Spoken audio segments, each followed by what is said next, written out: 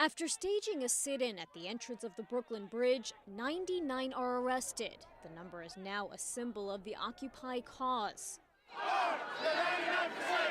We are the 99%! 2 months since the Occupy movement began, and 2 days after protesters were evicted from the park that served as headquarters, protesters show police and the rest of the world they're not going anywhere. People really felt a connection to this movement, especially when there's a visibility of it nationally and internationally.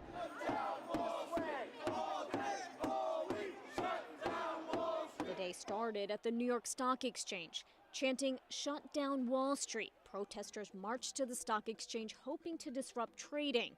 But when police barricades blocked them out, demonstrators sat down in the streets, and things quickly became ugly. Shame! Shame!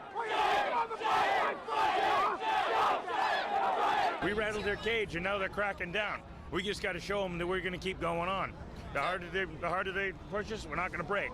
We'll bend, but we won't break. A number of protesters and police were bloodied during the arrests. One officer needed 20 stitches on his hand after he was hit with a piece of glass. Most protesters have, in all fairness, acted responsibly. But those that break the law, those that try to assault other people, particularly our first responders, are going to be arrested. Midday, thousands more marched to Manhattan's Union Square, most of them students who felt a connection to the cause. We're told to go get an education, and then it costs so much money, and we graduate, and we're stuck with all this debt, and it's just, the system's making it so that we can't succeed. By nightfall, thousands more filed into Lower Manhattan's Foley Square. Protesters were joined by union groups carrying signs. The massive group broke through barricades and marched out onto the Brooklyn Bridge. Amazingly, police resistance was minimal.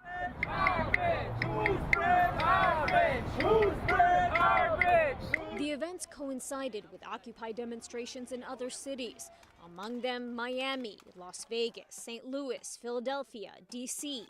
In Los Angeles, around 500 took to the streets. Protesters were carried away while police arrested at least 24.